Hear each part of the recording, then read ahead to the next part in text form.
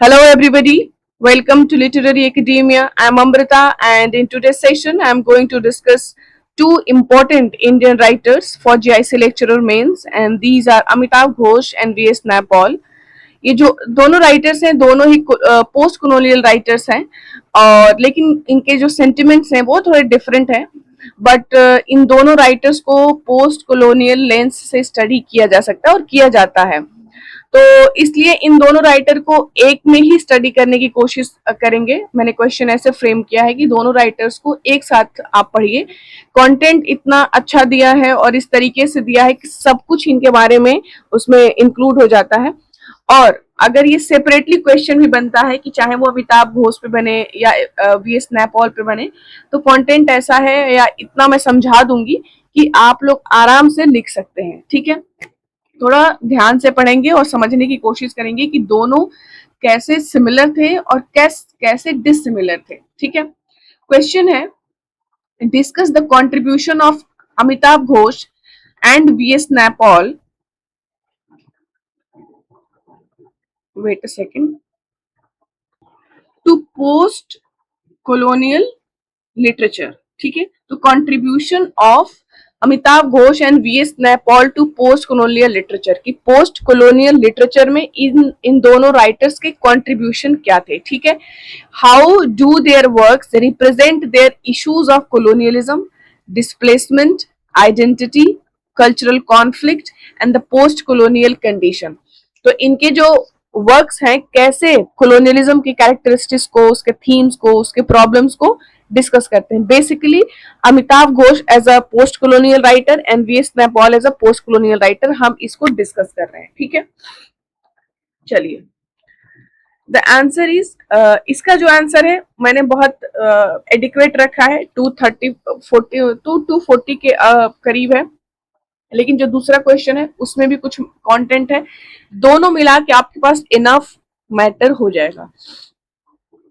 V.S. Naipaul and Amitav Ghosh represent almost opposite poles within post colonial literature। ये यहीं से समझने की कोशिश करिए कि जो वीएस नायपॉल हैं और अमिताभ घोष हैं, ये पोस्ट कॉलोनियल लिटरेचर में होते हुए भी दो ऑपोजिट पोल्स हैं। ठीक है, पहली बात की दोनों पोस्ट कॉलोनियल राइटर हैं, दोनों पोस्ट कॉलोनियल लिटरेचर से बिलोंग करते हैं, but still they represent opposite poles, दोनों ऑपोजिट पोल्स हैं। How, despite both writing from Indian diaspora backgrounds.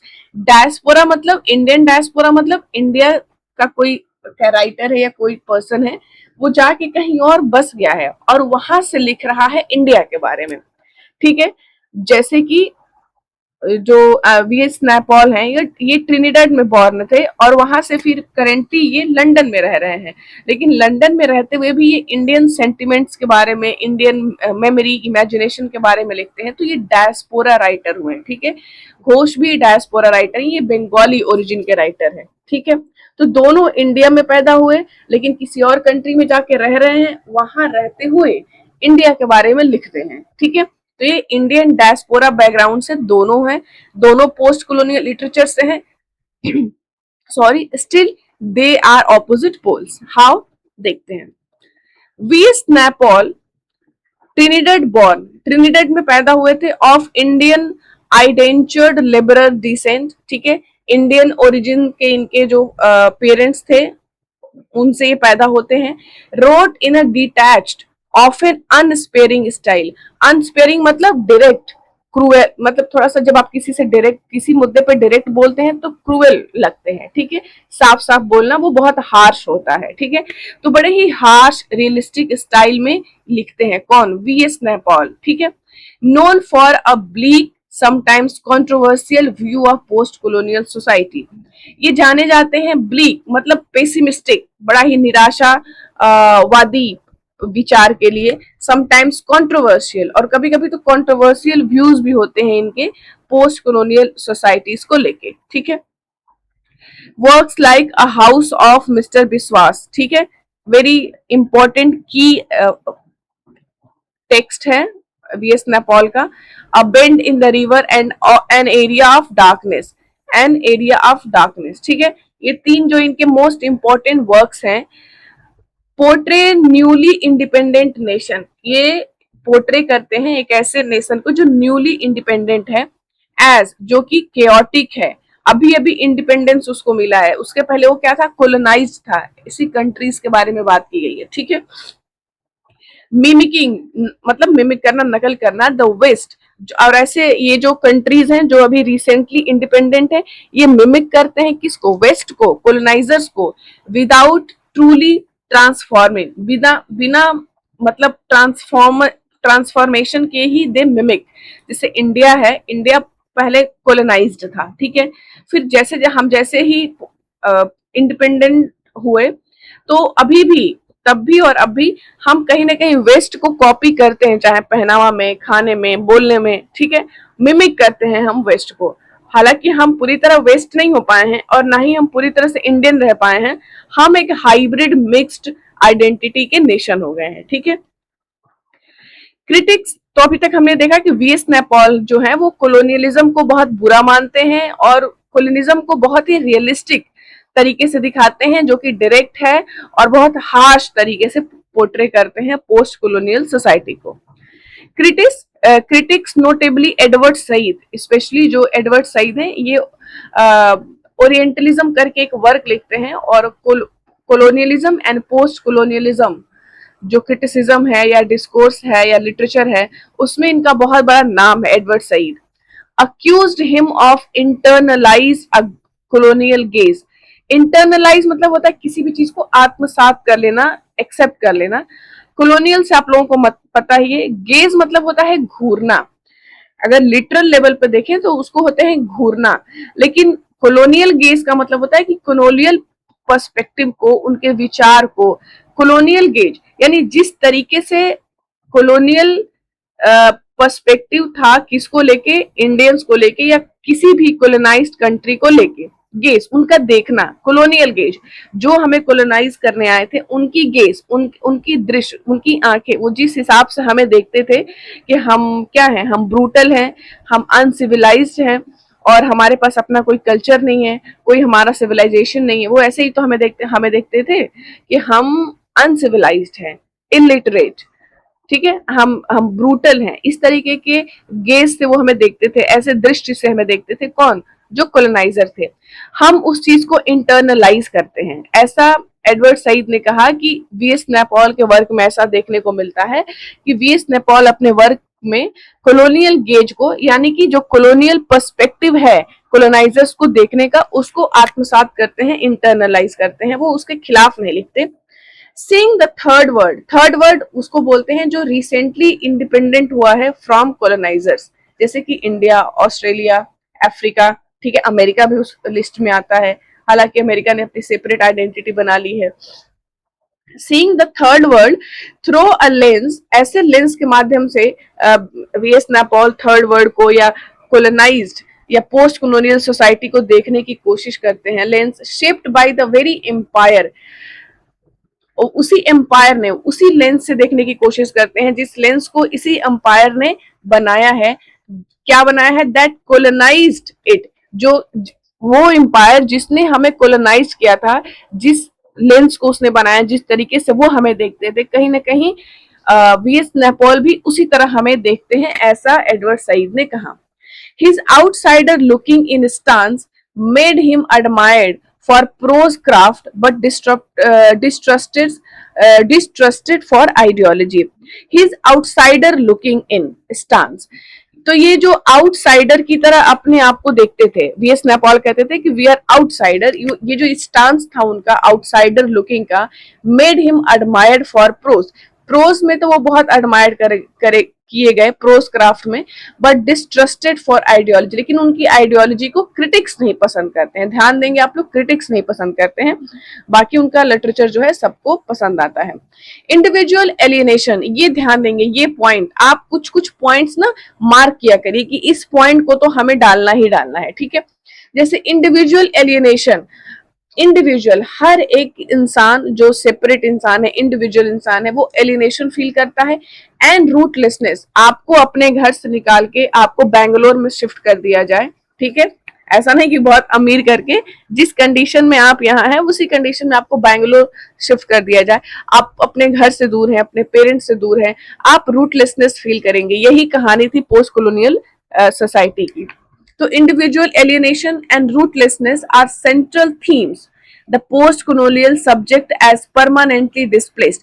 तो पोस्ट कॉलोनियल लिटरेचर में या जो वीएस नैपॉल के वर्क में थीम क्या था, individual alienation and rootlessness are central theme. वो लिखते थे इंडिविजुअल एलियनेशन के बारे में, रूटलेसनेस के बारे में। इसका मतलब द पोस्ट कॉलोनियल सब्जेक्ट, जो पोस्ट कॉलोनियल सब्जेक्ट है, एज परमानेंटली डिस्प्लेस्ड, क्या था, displaced, unable to fully belong anywhere. कि जो पोस्ट कॉलोनियल सब्जेक्ट है, यानी कि हम और आप इंसानों को भी सब्जेक्ट माना जाता है, आप लिटरेरी थियरी के लैंग्वेज में बात करें तो जो पोस्ट कॉलोनियल के बाद का जो इंसान है वो परमानेंटली डिस्प्लेस्ड हो चुका है और वो कहीं से बिलोंग नहीं करता है। अगर आपको यहाँ से उठा के किसी और कंट्री में रख दिया जाएगा, यहाँ से भी आपकी आइडेंटिटी धीरे धीरे खत्म हो रही है और वहां पे आप सेटल नहीं हो पाएंगे। तो यही होता है पोस्ट कॉलोनियल लिटरेचर में या सोसाइटी में, ठीक है। Permanently displaced, unable to fully belong to anywhere, ठीक है। अमिताभ घोष बंगाली इंडियन राइटर, ठीक है। अब दूसरे, अभी हमने देखा कि इसको वीएस नैपॉल को देखा कि वीएस नैपॉल जो है वो ट्रिनिडाद में पैदा हुए थे और कैसे वो पोस्ट कॉलोनियल लिटरेचर को, पोस्ट कॉलोनियल सोसाइटी को एक घाव की तरह, वुंड की तरह देखते हैं एंड वो बहुत ही स्पेयरिंग लैंग्वेज में पोस्ट कॉलोनियल लिटरेचर को दिखाने की कोशिश करते हैं, ठीक है। अब हम थोड़ा सा देख लेते हैं अमिताभ घोष को। अमिताभ घोष बंगाली इंडियन राइटर, ये बंगाली इंडियन राइटर है, ट्रेंड एज एन एंथ्रोपोलॉजिस्ट, ये इंडिया में नहीं रहते हैं, इंडिया से बाहर ये लंदन में रहते हैं। Trained as an anthropologist, anthropologist कौन होता है, जो ह्यूमन काइंड की स्टडी करता है, ठीक है, ह्यूमन वेलफेयर की स्टडी करता है, ह्यूमन बींग्स के बारे में स्टडी करता है, एंथ्रोपोलॉजिस्ट, ठीक है। तो ट्रेंड एज एन एंथ्रोपोलॉजिस्ट, ये एक हिस्टोरियन भी है। अमिताभ घोष एक हिस्टोरियन है, वो हिस्ट्री को पढ़ते हैं। Rights with the historian interest, ये एक हिस्टोरियन है और हिस्टोरियन के इंटरेस्ट से किसी भी चीज को पढ़ते हैं। इन रिकंस्ट्रक्टिंग सप्रेस्ड और फॉरगेटन पास्ट, और ये हिस्टोरियन इंटरेस्ट से क्या देखते हैं, राइट करते हैं, लिखते हैं। राइट्स विद हिस्टोरियन इंटरेस्ट, ये लिखते हैं एक हिस्टोरियन के दिमाग से।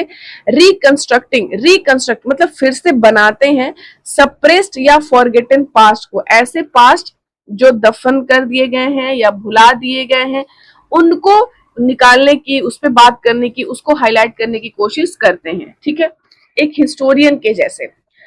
इनके works like the shadow lines, the glass palace, sea of poppies, जो इनकी इबिस ट्रिलॉजी का पार्ट है, and in an antique land, ये कुछ इनके वर्क्स हैं।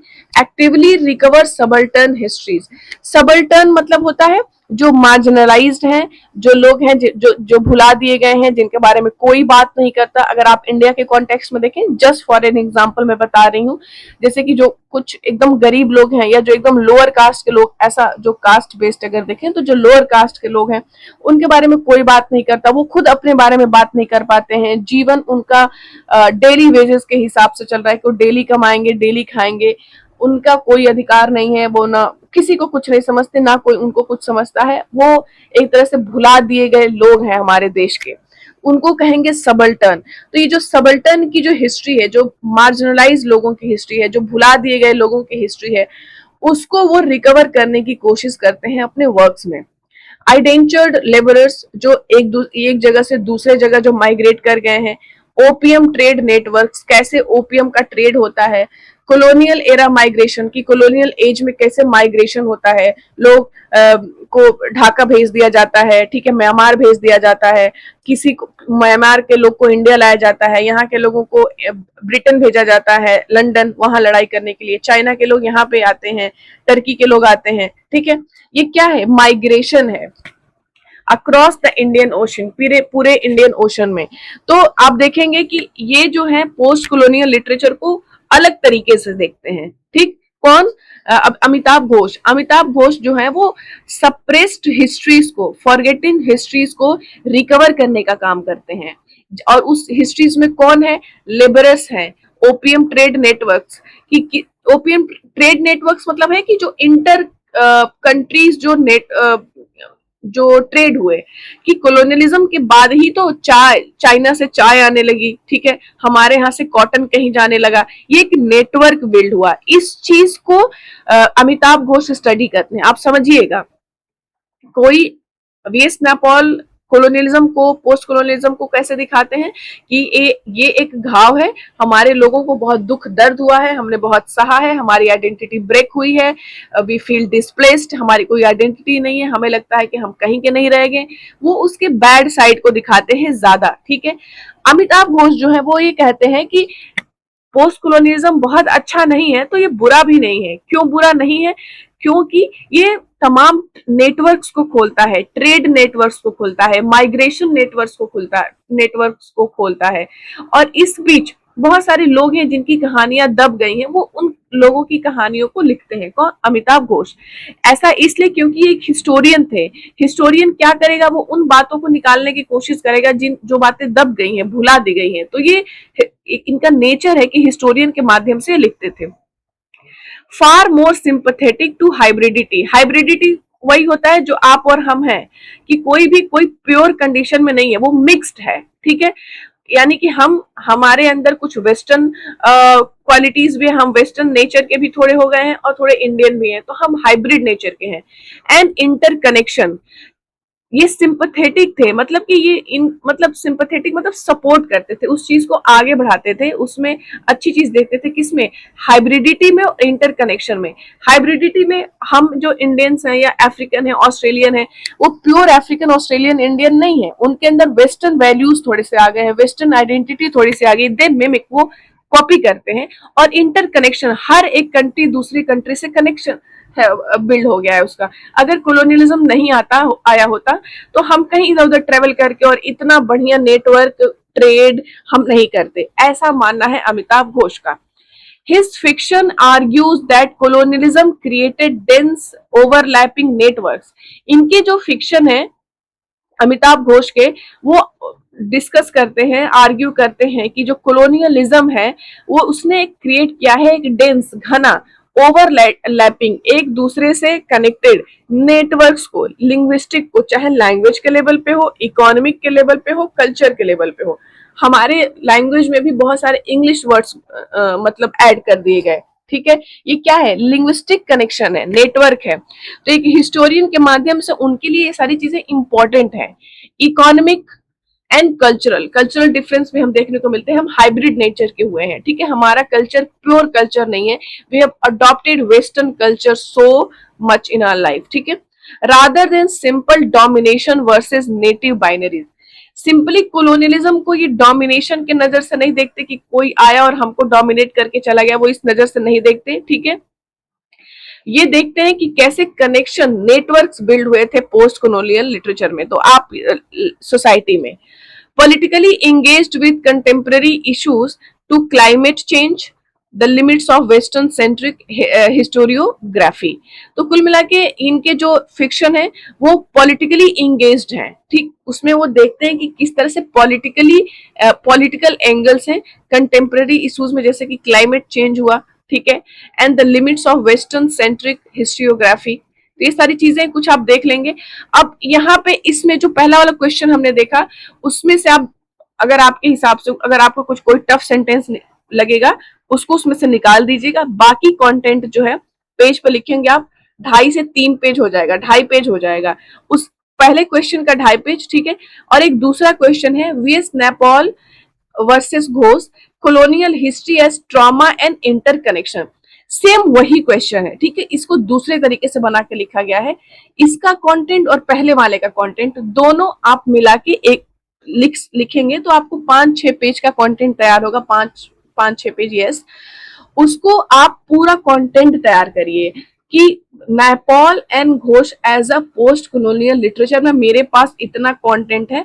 सेपरेटली आता है तो हम सिर्फ नैपॉल को दिखाएंगे या सिर्फ घोष को दिखाएंगे, ठीक है।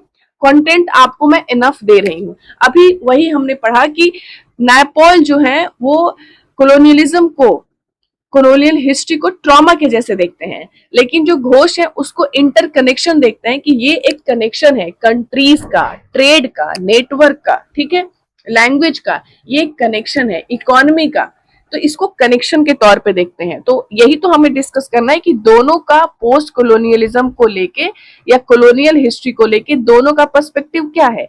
दोनों ही कॉलोनियल राइटर है, लेकिन वो कॉलोनियलिज्म को, पोस्ट कॉलोनियलिज्म को देखते कैसे हैं। एक कहता है कि जो पोस्ट कॉलोनियल है, जो कॉलोनियल हिस्ट्री है, उसने हमें ट्रॉमा दिया है, और एक कहता है कि ट्रॉमा उतनी भी बड़ी बात नहीं है, इसके अलग भी बहुत सारी चीजें हैं, जैसे कि ये कनेक्शन पैदा करता है, नेटवर्क पैदा करता है। तो ये बात करते हैं कॉलोनियल हिस्ट्री की, कॉलोनियल हिस्ट्री के इफेक्ट की, लेकिन इनकी जो बात है ना, जो ये कह रहे हैं, वो आता है पोस्ट कॉलोनियल लिटरेचर में। पोस्ट कॉलोनियल लिटरेचर क्या है? जब कॉलोनियलिज्म के बाद, इंडिपेंडेंस के बाद, जब लोगों ने अपने एक्सपीरियंस को लिखने लगे, वो अपनी बातें बताने लगे कि उन्हें कैसे सप्रेस किया गया, रिप्रेस किया गया, उनकी अपनी आइडेंटिटी है, कैसे उनको ब्रूटल, अनसिविलाइज, इलिटरेट दिखाया गया, लेकिन हम अब अपनी बात खुद लिखेंगे। ये जो घटना है बात करने की, वापस देने की, अपनी बात को रखने की, इसको हम, इस पूरी बात को, इस तरह की जो राइटिंग आती है, उसको हम पोस्ट कॉलोनियल लिटरेचर कहते हैं। पोस्ट कॉलोनियल लिटरेचर के जो दो राइटर्स हैं, नैपॉल एंड घोष, ये कॉलोनियल हिस्ट्री को कैसे देखते हैं इसके बारे में हम बात करें। आई होप कि I was able to clear it, ठीक है। Both V.S. Naipaul and Amitabh Ghosh write extensively about colonialism and its aftermath in India. तो ये जो दोनों राइटर हैं, नैपॉल एंड घोष, ये लिखते हैं कॉलोनियलिज्म के बारे में और इसका आफ्टरमैथ, इसका रिजल्ट क्या रहा था इंडिया में, ठीक है। The wider post colonial world, और जो पोस्ट कॉलोनियल वर्ल्ड है, जो कॉलोनियलिज्म के बाद, इंडिपेंडेंस के बाद की जो दुनिया थी, पोस्ट कॉलोनियल वर्ल्ड, उसमें कॉलोनियलिज्म का और उसका आफ्टरमैथ की बात करते हैं ये दोनों writers. But their emotional and intellectual approach are very different. लेकिन दोनों का emotional and intellectual approach, Ghosh थोड़े इंटेलेक्चुअल अप्रोच से काम करते हैं और वीएस नैपॉल थोड़े इमोशनली बात करते हैं, आर वेरी डिफरेंट, दोनों डिफरेंट हैं। Naipaul largely sees colonial history as wound, colonial history को एक घाव की तरह देखते हैं Naipaul. Something that broke societies, जिसने कॉलोनियल हिस्ट्री, जिसने सोसाइटीज को ब्रेक कर दिया, तोड़ दिया, and left them psychologically damage, और उसने सोसाइटी को साइकोलॉजिकली डैमेज कर दिया, लोग डैमेज हो गए, ठीक है, उनकी दिमाग, उनकी जो मेंटल स्किल है, मेंटल शार्पनेस है, जो मेंटल कंडीशन है, वो क्या हो गई, डैमेज हो गई। Ghosh on the other hand, दूसरी तरफ अगर हम घोष को देखें, sees colonial history as a network, वो कॉलोनियल हिस्ट्री को नेटवर्क के जैसे देखते हैं।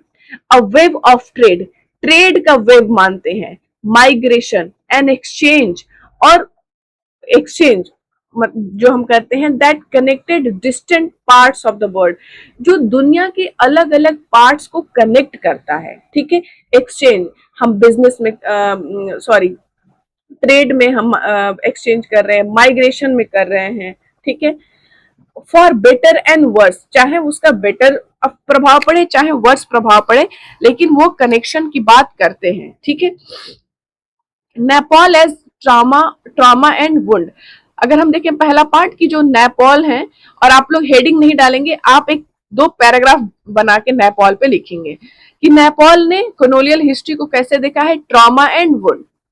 नैपॉल्स non fiction, specially India trilogy, Naipaul एक वर्क लिखते हैं इंडिया ट्रिलॉजी, जिसमें वर्क्स हैं an area of darkness, India a wounded civilization, India a million mutinies now, ये तीन वर्क्स हैं जिसको कहा जाता है इंडिया ट्रिलॉजी।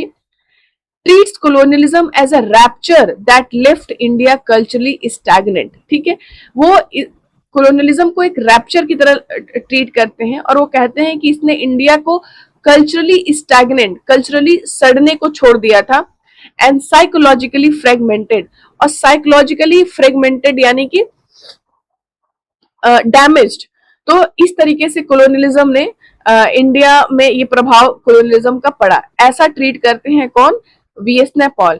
ही often describe India as wounded civilization, वो इंडिया को वुंडेड सिविलाइजेशन कहते हैं।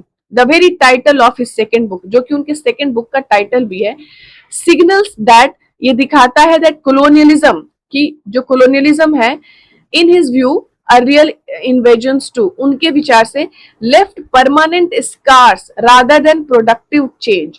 वो कहते हैं कोलोनियलिज्म का कोई प्रोडक्टिव चेंज नहीं है, बल्कि उसने एक परमानेंट स्कार्स, एक घाव दे दिया है। ऐसा किसने कहा है? वीएस नैपॉल ने। His tone is frequently despairing, बहुत दुख देने वाला, पीड़ा देने वाले टोन से वो लिखते हैं, जैसे कि he was himself suffered from colonial biasness, वो खुद भी इस colonial biasness के शिकार थे। He sees post colonial societies, independence के बाद जो पोस्ट colonial societies है उसको कैसे देखते हैं, सिर्फ इंडिया को नहीं बल्कि अफ्रीका, कैरेबियन जो आइलैंड्स हैं, in books like a bend in the river में वो कैसे देखते हैं पोस्ट कॉलोनियल सोसाइटी को, एज प्लेसेस, ऐसे places stuck in a kind of historical paralysis. वो कहते हैं कि ये जो कंट्रीज हैं, इंडिया, अफ्रीका, कैरिबियन आइलैंड्स, ये ऐसे जगहें हैं, ऐसे प्लेसेस हैं जो स्टक हो गए हैं in a kind of historical paralysis, कि इनकी जो हिस्ट्री है वो पैरालाइज्ड हो गई है। क्यों? क्योंकि हमारी हिस्ट्री में कोलोनियलिज्म भी ऐड हो चुका है, तो हमारी हिस्ट्री पैरालाइज हो चुकी है। Unable to move past the trauma of subjugation, subjugation किसी को रिप्रेस करना, किसी को दबाना, किसी पर रूल करना। तो इसका जो ट्रॉमा है, जो कोलोनियल पीरियड में जो हमारा सब्जुगेशन हुआ है, जो हमें दबाया गया था, उसका जो ट्रॉमा है उससे हम मूव नहीं कर पा रहे हैं, कहीं ना कहीं हम अभी भी उसी कॉलोनियल माइंडसेट से रहते हैं। तो इसको कहते हैं वीएस नैपॉल। ठीक है, for Naipaul colonial history is deeply personal to, वो कहते हैं कि जो कॉलोनियल हिस्ट्री है वो पर्सनल भी है, वो जनरल भी है, सब लोग उस चीज से सफर किए थे, बट ये पर्सनल भी है। As a descendant of indentured Indian labourers taken to Trinidad, कि कुछ इंडियन लेबरर्स थे, उनको ट्रिनिडाड लेके जाया गया था, उसी में एक इनके पेरेंट्स भी थे, बाय द ब्रिटिशर्स लेके गए थे, जैसे वो स्लेव्स लेके अफ्रीका लेके गए थे, इंडियन लेबरर्स को अफ्रीका भी लेके जाया जाता था, अदर अलग अलग जगहों पे लेके जाया जाता था। इसी को घोष कनेक्टर इंटरकनेक्टनेस क्या नाम देते हैं। तो वो जो वीएस नैपॉल के जो फादर थे, मतलब जो पेरेंट्स थे, उनके जो डिसेंडेंट्स, नॉट पेरेंट्स बट उनके जो दादा दादी, जो उनके डिसेंडेंट्स थे उनके खानदान में, वो लोग लेबरर्स थे और उनको ट्रिनिडाड लेके गया था ब्रिटिशर्स के द्वारा, यानी कि माइग्रेशन हो गया उनका, और ये ट्रिनिडाड में पैदा हो रहे हैं। ठीक है, लेकिन इनका ओरिजिन तो इंडिया है, किसका? नैपॉल का। ही एक्सपीरियंस डिस्प्लेसमेंट फर्स्ट हैंड, तो इन्होंने डिस्प्लेसमेंट को फर्स्ट हैंड यानी कि पर्सनली फील किया है। And this shapes his bleak individual centred view of history, और यही से निकल के आता है उनका ये जो ब्लीक, निराशावादी जो इंडिविजुअल हिस्ट्री को देखने का जो पर्सपेक्टिव है, जो तरीका है, यही से निकल के आता है। As loss and disorientation rather than connection, और इस तरीके से जब ये फर्स्ट हैंड डिस्प्लेसमेंट को फील करते हैं तो इनके जो इनका जो पर्सपेक्टिव है वो लॉस को देखता है, डिसओरिएंटेशन को देखता है, डैमेज को देखता है, ना कि हिस्ट्री को, कॉलोनियल हिस्ट्री को कनेक्शन की तरह देखता है। ठीक है, नाउ घोष, अब यहां से आप पैराग्राफ चेंज कर देंगे, मैंने हेडिंग दे दिया है। घोष कैसे देखते हैं history? As a interconnected global process. वो कहते हैं कि जो कॉलोनियल हिस्ट्री है वो इंटरकनेक्टेड ग्लोबल प्रोसेस है, किसने पूरी दुनिया को एक कर दिया, जैसे कॉलोनियलिज्म आया उसने पूरी दुनिया को एक कर दिया। कैसे? Ghosh takes almost the opposite approach, Ghosh का ऑपोजिट अप्रोच है। In works like ibis trilogy लिखते हैं वो, नैपॉल इंडिया ट्रिलॉजी लिखते हैं और घोष इबिस ट्रिलॉजी लिखते हैं। ठीक है, इसमें आता है sea of poppies, river of smoke and flood of fire, और इनका जो अलग वर्क है the glass palace. He shows how colonialism created vast interlinked network। Ghosh कहते हैं कि जो कॉलोनियल हिस्ट्री है या जो कॉलोनियलिज्म है उसने एक बहुत वास्ट, बड़ा इंटरलिंक्ड नेटवर्क क्रिएट किया। ठीक है, किस चीज का? ऑफ ओपियम, ओपियम का, लेबर का, कैपिटल यानी पूंजी, पैसे का, और लोगों का। तो चाहे वो पीपल हो, कैपिटल हो, लेबर हो, ओपियम हो, एक इंटरलिंक्ड नेटवर्क बना। ठीक है, एक कंट्री से दूसरे कंट्री का, एक कॉन्टिनेंट से दूसरे कॉन्टिनेंट का, वो इस चीज को ऐसे देखते हैं, ठीक है। Stretching from India to China to Mauritius to Burma, चाहे इंडिया से चाइना हो, चाहे मॉरिशस से बर्मा हो, ठीक है। ये क्या है, एक कनेक्शन बना, नेटवर्क बना। Rather than focusing only on the wound, वो सिर्फ घाव पे फोकस नहीं करते, ऐसा नहीं कि वो इस चीज को बहुत अच्छा दिखाते हैं, बट वो इसके दूसरे साइड को भी एक्सप्लोर करते हैं, बीइंग अ हिस्टोरियन। तो वो सिर्फ जो वुंड है, जो घाव है, जो डैमेज है कॉलोनियलिज्म से मिला है, वो सिर्फ उस पर फोकस नहीं करते। Ghosh is interested in the mechanics, Ghosh जो है वो मैकेनिक्स में इंटरेस्टेड है, उनको प्रोसेस में इंटरेस्ट है, ठीक है। How indentured workers, sailors, merchant and soldiers were all swept into the same global system, कि कैसे सेलर्स हैं, मर्चेंट हैं, वर्कर्स हैं, सोल्जर्स हैं, वो सभी एक सेम ग्लोबल सिस्टम में मतलब फंस चुके थे। कि अगर आप इस चीज को, एक ही चीज है, दो तरीके से देख सकते हैं, कि कोई ले जाके आपको श्रीलंका में फेंक दे और कहे कि आप वहां रहिए। एक इंसान को बहुत बुरा लगेगा कि मैं अपना कंट्री छोड़ के मैं यहाँ पे आके बैठा हूं ना, मैं यहाँ के लोगों के साथ मेरा अपनेपन की फीलिंग आ रही है, और अपने घर से भी मैं डिस्प्लेस हो चुका हूँ, ठीक है। एक इंसान नेपाल के जैसा ऐसे देखेगा। दूसरा, घोष के जैसा कोई व्यक्ति आएगा, सॉरी, वो कहेगा कि वाओ, मतलब डिस्प्लेसमेंट तो है, दुख तो है, लेकिन अगर ये प्रोसेस नहीं हुआ होता तो हमें श्रीलंका के बारे में कैसे पता चलता, एक ये कनेक्शन कैसे बिल्ड होता कि एक व्यक्ति इंडिया से श्रीलंका जा रहा है, श्रीलंका का व्यक्ति इंडिया आ रहा है, कैसे। तो ये हिस्टोरियन का माइंडसेट है, हिस्टोरियन का दिमाग है, ठीक है। His method is almost anthropological, ठीक है, वो ह्यूमन बींग्स की स्टडी करते हैं, ठीक है। तो ये एंथ्रोपोलॉजिकल है इनका मेथड, किसका, घोष का। ही रिसर्चेज शिपिंग रूट्स, जो शिपिंग रूट्स है, जिन रूट्स से चीजें शिप होती हैं, चाहे वो लेबर हो, वर्कर्स हो, चाहे ट्रेड में कोई सामान हो, तो वो इन रूट्स की स्टडी करते हैं। प्लांट कल्टीवेशन, ऐसा भी बहुत हुआ कि यहाँ के प्लांट्स लंदन गए, लंदन के कुछ प्लांट्स यहाँ आए, क्योंकि रहने वालों के साथ उनका कल्चर, उनका पूरा सोसाइटी भी माइग्रेट होता है।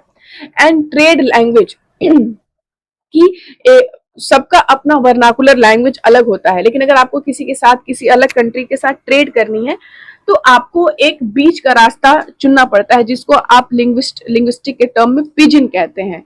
शायद आप लोग, कुछ लोग सुने होंगे ये नाम, पिजिंग, ठीक है।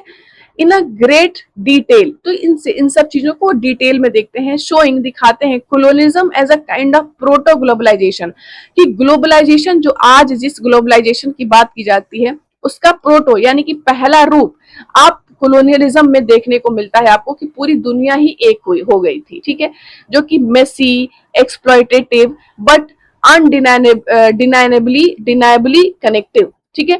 तो वो जो कोलोनियलिज्म का जो ग्लोबलाइजेशन था, वो मेसी था, एक्सप्लॉयटेटिव था और कनेक्टिव था, ठीक है। इवन हिज, ये कौन कह रहा है, अमिताभ घोष, समझ रहे हैं आप दोनों के बीच का difference. Even his most personal novel about history, The Shadow Lines, very famous work of Amitabh Ghosh, The Shadow Lines, ये जो क्या है, ये हिस्ट्री नॉवेल है। Treats partition not as an isolated national trauma, इसमें शैडो लाइन्स में partition को वो एक नेशनल ट्रॉमा की तरह नहीं देखते, बट एज समथिंग इंटैंगल, ऐसी चीज जो फंसी हुई है with family memory, cartography and international politics across Dhaka, Calcutta and London. तो 3 कंट्रीज के पार्टीशन की बात इसमें हुई है, Dhaka, Calcutta and London, 3 countries की सेटिंग है एक्चुअली द शैडो लाइन्स में। और उसमें पार्टीशन को एक नेशनल ट्रॉमा के जैसे नहीं दिखाया गया है, बल्कि ये दिखाया गया है कि कैसे पार्टीशन में जो मेमोरी, इमेजिनेशन, कार्टोग्राफी और इंटरनेशनल पॉलिटिक्स शामिल होता है। इस चीज को अमिताभ घोष दिखाते हैं।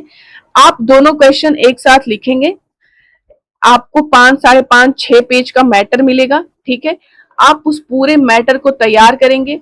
अगर बीच में, हालांकि मिलना मुश्किल है, अगर कोई लाइंस मिल गई अमिताभ घोष पे या वीएस नैपॉल पे, तो आप उसको ऐड कर देंगे, और इतना ही मैटर सिर्फ अमिताभ घोष और वीएस नैपॉल पे तैयार करके जाएंगे। आप अपने दिमाग में ये डिस्टिंक्शन बनाइए कि अमिताभ घोष कैसे पोस्ट कॉलोनियल राइटर हैं और वी एस नैपॉल कैसे पोस्ट कॉलोनियल राइटर हैं। ये लोग कॉलोनियल हिस्ट्री को कैसे देखते हैं। इतने में आपका 3 पेज, अगर आप सिर्फ ये कॉन्सेप्ट समझ गए कि अमिताभ घोष और वी एस नैपॉल ये लोग कॉलोनियल हिस्ट्री को कैसे देखते हैं। एक कह रहा है कि ये बहुत बुरी मेमोरी है, एक घाव है हमारे पोस्ट कॉलोनियल सोसाइटी को। अमिताभ घोष कहते हैं कि घाव तो है लेकिन इसके अदर पॉजिटिव साइड्स हैं, कुछ और भी साइड्स हैं जिसको दबा दिया गया है, जिस पे बात नहीं किया गया है, उस पे भी बात किया जा सकता है। तो अमिताभ घोष एक हिस्टोरियन थे एंड वी एस नैपॉल थोड़ा सा इमोशनल ट्रीटमेंट है। ये partition, sorry not partition, colonial history को इमोशनल लेंस से देखते हैं। ठीक है, ये डिस्टिंक्शन अपने दिमाग में बस बना के रखिएगा। और दोनों राइटर्स पे अगर आता है तो आप, अगर दोनों का एक में आ गया तब तो बहुत अच्छी बात है, नहीं आया तो भी आप लिख सकते हैं। और एक पैसेज छोटा सा आप ये भी देख सकते हैं कि how Amitabh Ghosh is different from V S Naipaul, और अगर वी एस नैपॉल का आता है तो how V S Naipaul is different from Amitabh Ghosh. तो ऐसा कंपैरेटिव स्टडी का भी एक पैसेज आप दे देंगे, 3 पेज आराम से आप लिख सकते हैं। ठीक है, आज के लिए बस इतना ही। और आप लोगों का रिक्वेस्ट है कि एक स्ट्रेटेजी पे वीडियो बनाई जाए कि करना कैसे है। जो ये हमें यूनिट्स मिले हैं A B C and D, ये जो हमें यूनिट्स मिले हैं, इन यूनिट्स को कैसे अप्रोच करना है। तो एक शॉर्ट वीडियो बहुत जल्द आएगा उस पे कि इन यूनिट्स को कैसे कैसे पढ़ना है, कैसे कैसे अप्रोच करना है। क्योंकि अगर आप सिर्फ लिटरेचर पढ़ रहे हैं तो लिटरेचर से सिर्फ 5 क्वेश्चन आने हैं। ठीक है, और उसके अलावा भी सिलेक्शन डिफाइनिंग प्रोसेस बहुत ज्यादा है, आपके पास कंटेंट बहुत ज्यादा, पूरा ग्रामर, और ग्रामर का स्टैंडर्ड बहुत अच्छा आ रहा है जीआईसी लेक्चरर में। तो ग्रामर हो, चाहे फिगर्स ऑफ स्पीच हो, चाहे मूवमेंट हो, चाहे वो क्रिटिसिज्म हो, आप किसी को इग्नोर नहीं कर सकते। तो लिटरेचर पढ़ रहे हैं पढ़िए, लेकिन लिटरेचर 30-40% ही इंपॉर्टेंस दीजिए लिटरेचर को। बाकी ग्रामर, मूवमेंट, क्रिटिसिज्म, ठीक है, इन सबको इक्वली, बल्कि उनको थोड़ा ज्यादा टाइम दीजिए। ठीक है, पूरे 33 या 34 जितने भी राइटर्स हैं, ठीक है, इनसे इन सब से सिर्फ 5 क्वेश्चंस आने हैं। हम प्रेडिक्ट नहीं कर सकते कि कौन सा राइटर आएगा। इतना प्रेडिक्ट किया जा सकता है कि जो क्वेश्चंस आएंगे वो राइटर्स ओरिएंटेड होंगे, ना कि वर्क ओरिएंटेड होंगे। ऐसा हम कह सकते हैं। ठीक है, तो राइटर ओरिएंटेड में किसी भी राइटर का क्या फेमस है, वो किस लिए जाना जाता है, उसकी स्टाइल या उसकी इमेजरी, है ना। हम उसके वर्क में नहीं जा रहे हैं। किस कोई भी राइटर, वो किस तरह का राइटर है, वो पार्टीशन नॉवेलिस्ट है या वो कॉलोनियल राइटर है, ठीक, उसकी इमेजरी कैसी है। जैसे टेड ह्यूज है, टेड ह्यूज के वर्क में इमेजरी बहुत इंपॉर्टेंट है, वो एनिमल इमेजरी यूज करते हैं। तो टेड ह्यूज से क्वेश्चन अगर बनेगा तो इमेजरी पे ही बनना चाहिए। ठीक है, इमेजरी से क्वेश्चन आ रहा है तो इस तरीके के क्वेश्चन तैयार करिए। आप हर एक राइटर पे 1 से 2 क्वेश्चन बस तैयार करिए, जिसमें कि आपको उस राइटर का कोर समझ में आ जाए। ठीक है, इतने राइटर्स हैं और हर राइटर पे 5-10 क्वेश्चंस तैयार करना बेवकूफी है। ठीक है, क्योंकि उतना आप तैयार कर नहीं पाएंगे। आपके पास इन 5 राइटर्स या ये जो 5 क्वेश्चंस या जो भी लिटरेचर का जो पार्ट है, इसके अलावा आपके पास बहुत कुछ पढ़ने को है। ठीक है, तो आप हर एक राइटर पे सिर्फ 1 से 2 क्वेश्चन तैयार करिए, जिससे आपको उस राइटर का कोर और उसकी राइटिंग का कोर समझ में आ जाए। वहां पे आप बना के लिख लेंगे। ठीक है, अब जैसे अमिताभ घोष और वी एस नैपॉल के बारे में आपको पता चल गया कि ये राइटर्स क्या लिखते थे, कैसे लिखते थे, ये किस टाइम पीरियड में लिख रहे हैं। अब वो कुछ भी पूछे आप आंसर बना लेंगे। ठीक है, अब हम अमिताभ घोष पे आपको 10 राइटर दे दें, नैपॉल पे 10 राइटर्स दे दें, आप इन्हीं को पढ़ते रह जाएंगे। आप ग्रामर कब पढ़ेंगे। ठीक है, और ग्रामर का स्टैंडर्ड देखिए, प्रीवियस ईयर क्वेश्चन पेपर एक बार उठाइए 2021 का और देखिए कि उसका स्टैंडर्ड क्या है, उसका फ्रेजल वर्ब्स, उसके वोकैब या उसके जो आप नरेशन देख लीजिए, ट्रांसफॉर्मेशन देख लीजिए, उसका स्टैंडर्ड क्या है। प्रैक्टिस करिए, प्रैक्टिस करिए। ठीक है, और सिर्फ लिटरेचर मत पढ़िए, हर एक राइटर से 1-2 क्वेश्चन तैयार करिए और बस लिटरेचर को छोड़ दीजिए उतना तैयार करके। ठीक है, बाकी चीजों पे फोकस करिए। तो इन सब चीजों का और डिटेल में हम एक शॉर्ट वीडियो लेके आएंगे। और जल्दी से जल्दी आप लोग पहले तो फॉर्म सबमिट करिए और अच्छे से फॉर्म सबमिट करिए। किसी का प्रेफरेंस फॉर्म ही छूट जा रहा है तो ये सब गलतियां ना करिए। किसी का प्रेफरेंस फॉर्म अगर छूट गया है तो वो दोबारा पूरा फॉर्म एक बार प्रिंट आउट निकलवाइए, जो आपके पास सॉफ्ट कॉपी में होगा पूरा निकलवाइए, सेम प्रोसेस से एक बार और ले जाके सबमिट कर दीजिए, ठीक है। वो डर खत्म हो जा रहा है, मेरे जानने में एक दो लोग ले जाके ऐसा जमा किए हैं, तो आप लोग भी कर सकते हैं। Thank you so much. Video को शेयर किया करिए, थोड़ा सब्सक्राइब भी कर लिया करिए, ठीक है। और देखते रहिए, stay tuned to my channel literary academia.